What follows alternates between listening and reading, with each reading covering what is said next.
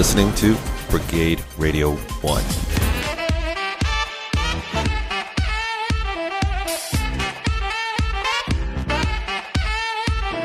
Okay, we're live on the air with Combat Radio. With us on the phone is one of my all-time favorite directors, one of the people that are instrumental for me being in this business, and now a lot of fans are cursing you, Michael, Mr. Michael Winner from the UK.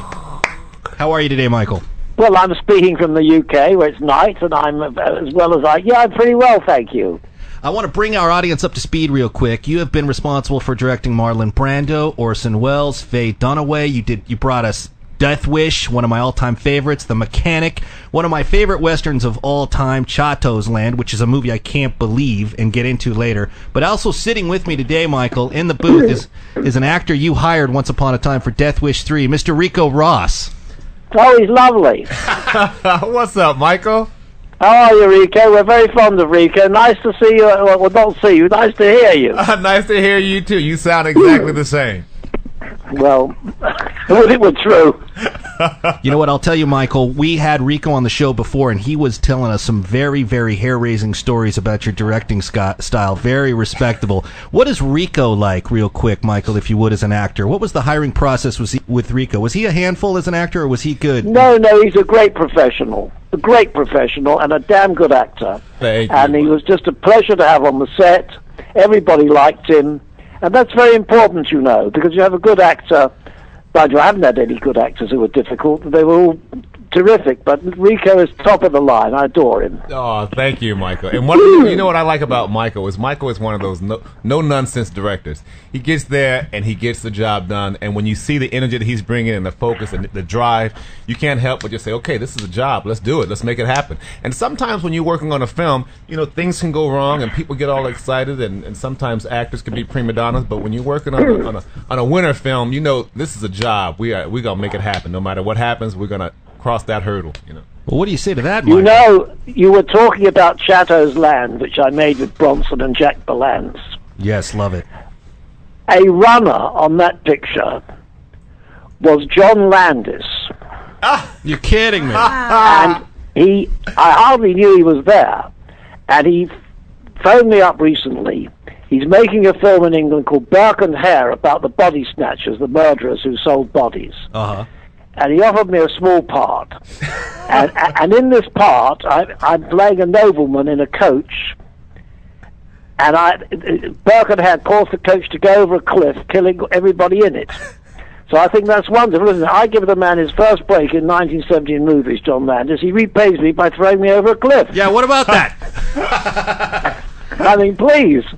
You know, I got to tell you, on a side note, Landis aside, that Western, Chato's Land, is, to me, remarkable. I remember coming home from school, and that was on the television, and the movie had just started with Bronson blasting those people, and I remember thinking to myself, good heavens, this is how the movie starts? It was like the movie started with a bang-up ending and got better from there. It's one of my favorite Westerns of all time.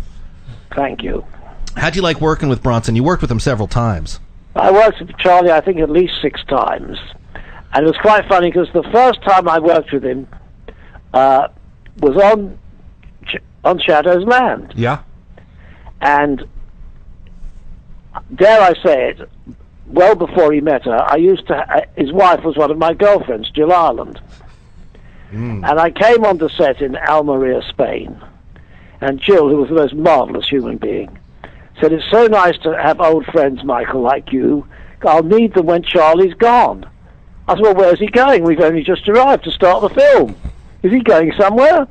She said, well, he's very old, you know, he's going to die. I said, well, he's only 52. She said, you don't believe that, do you? I said, Charlie knocked 8 years off his age. The answer is, we finished a film, I had dinner with him every night, and people said to me, well, how do you get on with Bronson? I said, well, of course, I don't know. I mean, I spent a lot of time and I liked him, but I didn't necessarily get the feeling he was mad about me. And literally a very few weeks after that movie finished, I got a phone call, it was then from Columbia, saying, we're making a film called The Mechanic, and Charlie Bronson insists you come to Hollywood and direct it. Well, the film switched to United Artists, I directed it, and from that moment on we were genuinely very close until he sadly died, and the last many years of his life he had Alzheimer's, so he didn't know anybody. No, that's too bad. Yeah, he was really special in The Mechanic too. That's one of my all-time favorites as well. Well, they're remaking it, which slightly upsets me. Yeah. What is it about you that what is it about it that upsets you particularly? What, that it's remade? Yeah. Give me your take on that. Well, because at the moment it's my Mechanic. It's Michael Winner's film, The Mechanic. Right. The minute the other film comes out, at best I have to share it. Yeah.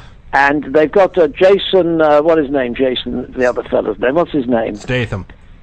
It's Jason Statham, who I don't know that well, but funnily enough, it's being directed by an Englishman who used to live in a place called Letchworth, Hertfordshire, which is where I went to school for 11 years. So there's a coincidence. The second Mechanic is being directed by someone from much the same town as I spent a lot of my life in. Well, why didn't they just contact you? You know, in the real world, the spotlight moves on and they want younger people. There are very few directors of my age, I hate to say it, I'm 74, who are still directing. I bumped into one of them at lunch and a long chat last Saturday. That's Ridley Scott. He's still going, bless him. Mm-hmm. But not many of them are. Mm. Let me ask you. I do a lot of commercials here. Yeah. I'm very famous here, dare I say it. I star in the commercials. And they've just given me my own TV series here, Peak Time, 1 hour show. But that's, at least I keep busy, you know. Good. Hey, Michael, I remember when we were making Death Wish that Charles also, his wife was having some medical issues. Well, she had cancer. Right. And she thought she had recovered. And it was then, which upset Charlie deeply, that there began to be signs that it was coming back. Right. And that was the medical issue, and it did come back. And so a few years later it killed her. She was very young. Terrible thing to happen. She was the most vibrant, beautiful. You know how beautiful was Ricco. You saw her. She came on the set frequently. That's right. And so he was a bit itsy on that, and I don't blame him. You know, you've gone through cancer with the wife. You think she's cured, and now she has it again. It's too terrible. And Charlie had to see. He lived in a hut, a mining hut, in a mining town with a family of 13, and he said, I had to see my father dying of cancer for 3 years. I never want to see that happen to anybody again, and sadly it did happen to Jill. Right. I remember talking to him, and we were talking about a number of things, and then I asked him about his wife, and his whole demeanor just completely changed. I can see how that had affected him so dearly, and now it makes sense. Now that you say that his father had actually. Well, it was a great love story, and sadly it ended not as they would have liked. They should have sailed into the sunset together. You know, it doesn't always happen. Life is not always as we hope it to be.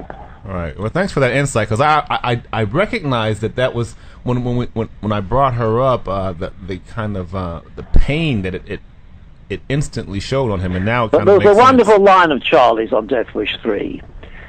He had a lot of muggers to kill, as he did. I love Death Wish 3. It was very kitsch, very camp. Yes.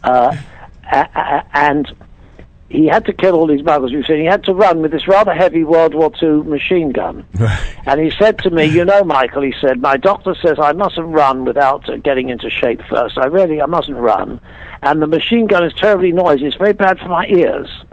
I said, well, Charlie, darling, if you can't run and you can't fire a machine gun, you've got to kill another 56 muggers. What are we going to do? We'll have to open a hot dog stall. We'll have to food poison them. Hilarious.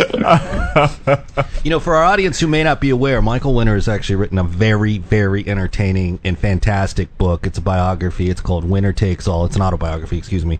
And in it are some great stories about working with not just Charles Bronson and Jack Palance, but you've got great stories about Christopher Walken on The Sentinel, a very, very, very under-acclaimed but very, very good horror piece, and stories about Marlon Brando and Orson Welles, and Oliver Reed, too. Fantastic actors, some of the titans. And I would recommend our listeners pick up this book, Winner Takes All, if you can find it, because it's remarkable. Well, they'll find it on the internet. Good. You better subscribe to this channel before you look uncool.